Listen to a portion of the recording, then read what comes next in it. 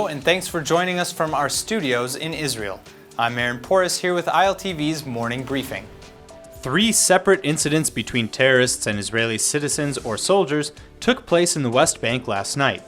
The first was a suspected car ramming in which a Palestinian man identified as 24-year-old Hussein Salem Abu Ghosh from Kalandia attempted to drive his truck into a bus stop near the Kochav Yaakov settlement southeast of Ramallah.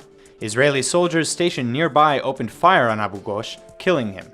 Upon searching his vehicle, they found he was also in possession of a knife. Later, a Palestinian man now known as Raed Omar Nitzar Barghouti opened fire from a passing car on an army post near the West Bank village of Abud, also near Ramallah.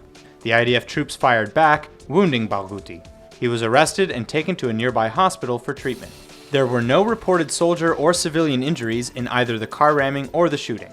Later still, clashes erupted in the West Bank city of Jenin following an arrest raid in the refugee camp earlier this morning. Israeli forces arrested 2 Hamas members and shut down an illegal weapons manufacturing site. Palestinian citizens responded during the clashes by throwing firebombs and pipe bombs along with the usual rocks.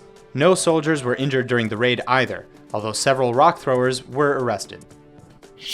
According to Israeli Channel 10 News, the police will reportedly recommend that Prime Minister Benjamin Netanyahu be indicted in what has been called Case 1000. Case 1000 involves Netanyahu allegedly receiving expensive gifts from rich supporters, particularly from Israeli-born movie mogul Arnon Milchan. Reports say that police and the state's attorney agree that Netanyahu should be indicted on Case 1000 and possibly other cases being investigated. The investigations are reportedly in their final stages and are expected to be concluded within weeks. Netanyahu discussed the investigations yesterday during a 1-hour question and answer session in the Knesset. At the end of the session, Netanyahu said, quote, "I have heard a number of things here about contacts, about the dissolution of the government. I heard the mocking and the cynicism.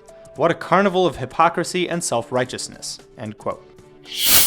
Transportation Minister Israel Katz has ordered planning and feasibility studies to extend a high-speed rail line to include a Western Wall station. Under the plan, a tunnel would be dug up to 260 feet deep to connect the central station at the entrance to Jerusalem to the Western Wall station. 2 options are being considered.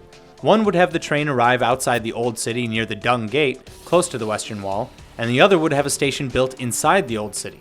The cost of the project has been estimated at some $510 million, according to the Transportation Ministry.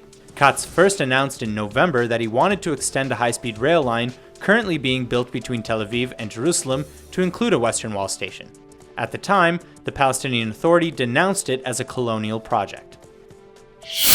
Along with the thousands of Syrian civilians wounded in the 6-year-long civil war who are treated here, Israel will now grant refugee status to 100 orphaned Syrian children. The decision to grant refugee status to these kids is in line with Interior Minister Aryeh Deri's outline made public earlier this week. Any of the children's immediate relatives will also be considered for refugee status. The children in question will be integrated into Israeli society slowly. They will be hosted by Arab Israeli families and given temporary resident status for the first 4 years after entry. Following this period, they'll be given permanent residency and allowed to stay in Israel for the rest of their lives should they choose to do so. Israel has treated over 2,600 wounded Syrians since the beginning of the war. Crowdfunding campaigns as well as Israeli NGOs such as the Amalia organization have been offering additional help as well, providing humanitarian services and creating safe zones in southern Syria to help the displaced.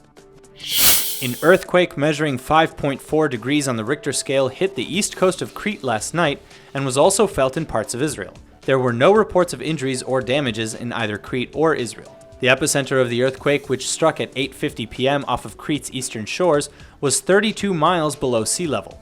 Earthquakes are quite common in Italy, Greece, and neighboring Turkey, and the aftershocks are often felt in Israel.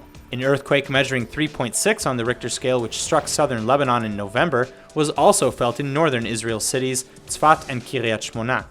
The Knesset's Home Front Readiness Subcommittee was briefed in November that the country is not prepared for a major earthquake in the region, in which thousands of deaths and hundreds of billions of shekels in damage could occur.